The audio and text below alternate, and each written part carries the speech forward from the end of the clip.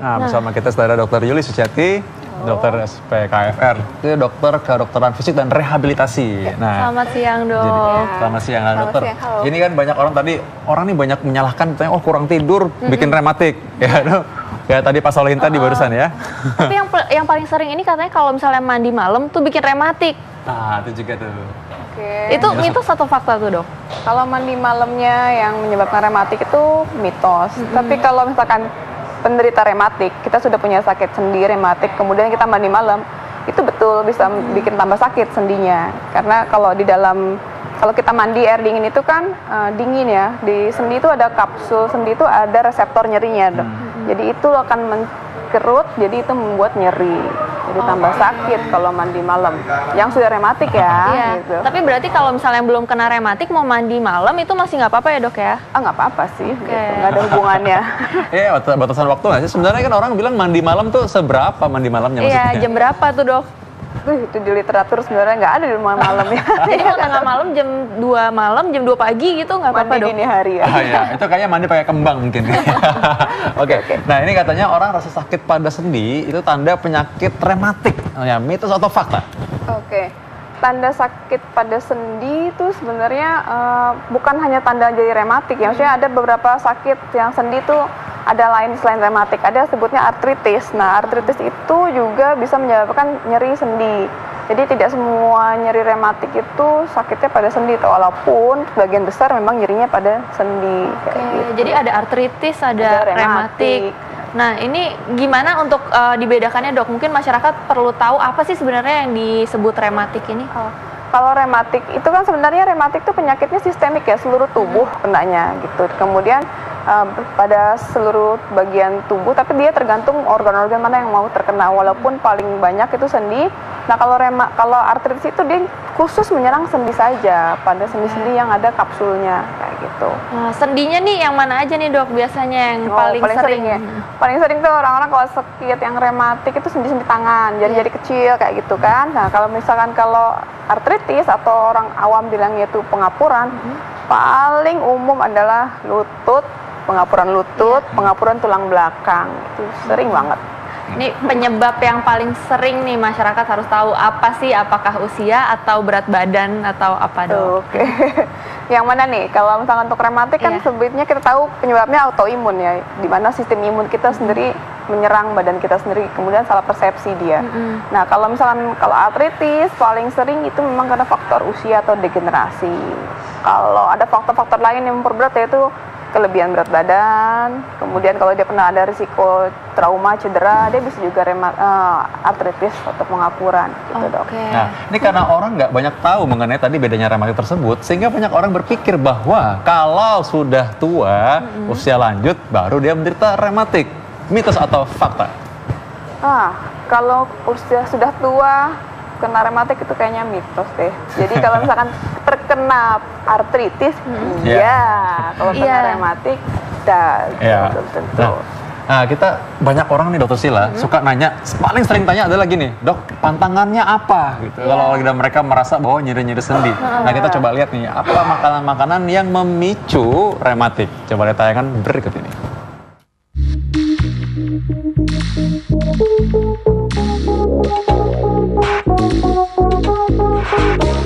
Pemirsa Ayo Hidup Sehat, tentunya Anda cukup sering mendengar keluhan tentang rematik, bukan? Rasa sakit dan nyeri yang menyerang sendi dan juga struktur jaringan di sekitarnya ini dapat diderita oleh banyak orang. Nah, untuk Anda yang menderita rematik, ada beberapa jenis makanan yang sebaiknya tidak Anda konsumsi loh. Apa saja ya pemirsa? Berikut ini adalah beberapa makanan pemicu rematik versi Ayo Hidup Sehat.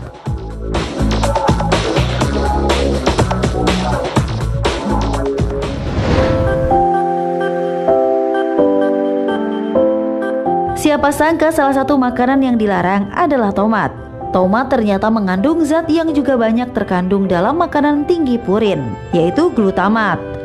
Glutamat bisa menyebabkan gejala artritis atau peradangan dan pembengkakan pada sendi, serta mampu membuat gerakan tubuh menjadi sulit dan menyakitkan.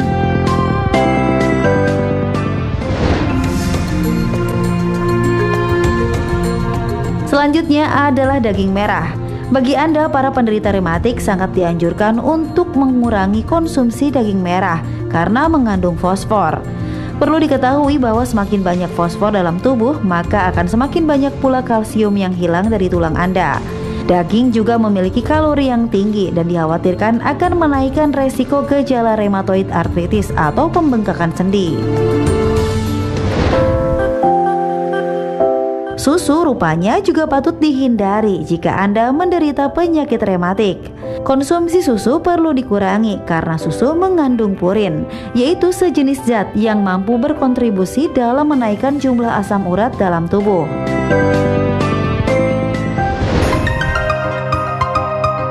Selanjutnya adalah ikan bertempurung, seperti kepiting dan juga udang. Layaknya susu, kepiting, udang atau jenis ikan bertempurung lainnya mengandung purin yang apabila dikonsumsi dan diserap dalam tubuh, maka akan berubah menjadi asam urat.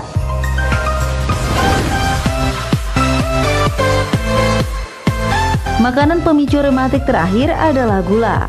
Penderita rematik disarankan untuk mengurangi makanan dan minuman manis karena hal tersebut dapat memperburuk nyeri sendi. Selain itu, konsumsi gula berlebihan juga mampu menaikkan berat badan dan secara langsung akan memberi tekanan lebih pada sendi Anda.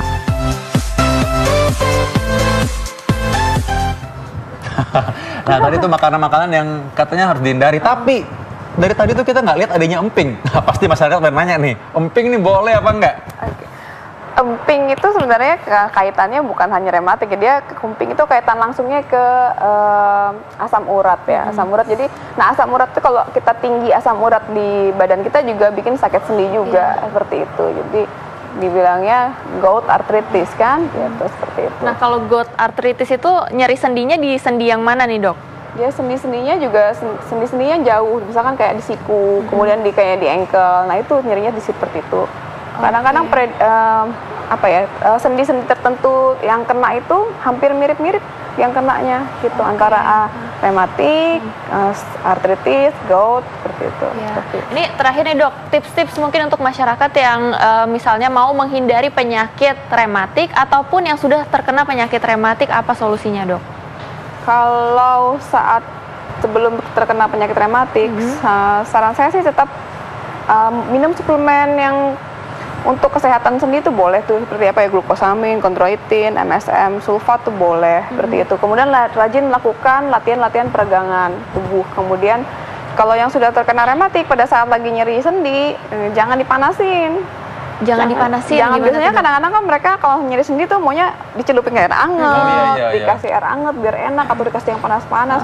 Padahal kalau saat lagi nyeri banget, harusnya kita kompres es dan istirahat. Untuk meredakan peradangannya malah pakai es ya dokter. Nah, ada nggak gerakan tertentu mungkin yang bisa meredakan nyerinya? Sebenarnya kalau saat lagi nyeri itu kita istirahat. Ya, di istirahat fokusnya gitu. Pada saat nyerinya berkurang baru kita mulai melakukan gerakan-gerakan sendi normal. Nah, baik. Nah, ada satu lagi nih, pasien suka nanya nih, kalau tadi udah nanya makanan yang dipantangin apa, mereka sekarang nanya makanan apa yang mungkin bisa meredakan rematik. Tapi nanti saat lagi kita lihat setelah ini. Makasih dok.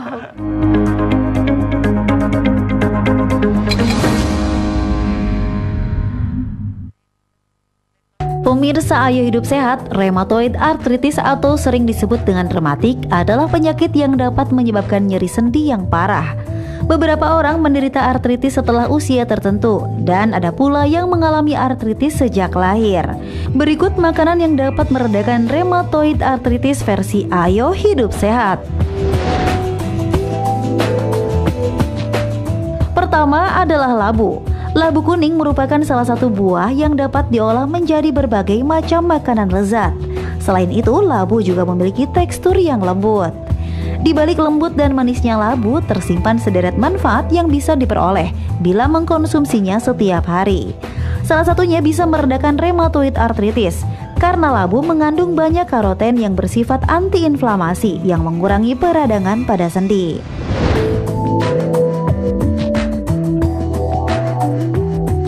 Selanjutnya ialah ikan.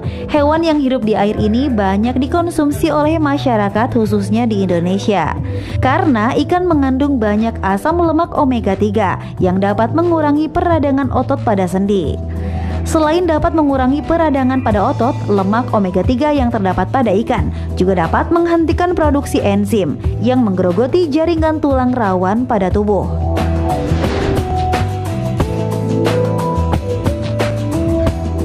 Teh hijau atau yang sering disebut green tea ini sebenarnya sudah lama populer di Asia Tenggara, seperti Korea, Cina, dan Jepang. Teh hijau telah lama dikenal sebagai tanaman yang memiliki beragam khasiat. Khasiat teh hijau sudah banyak dimanfaatkan oleh banyak orang untuk menambah kecantikan wajah atau menurunkan berat badan. Hal ini disebabkan karena teh hijau tinggi akan kandungan zat antioksidan yang dapat mengurangi rasa nyeri akibat artritis. Selain itu, kandungan nikotin dalam teh hijau juga dapat berperan sebagai penekan rasa sakit.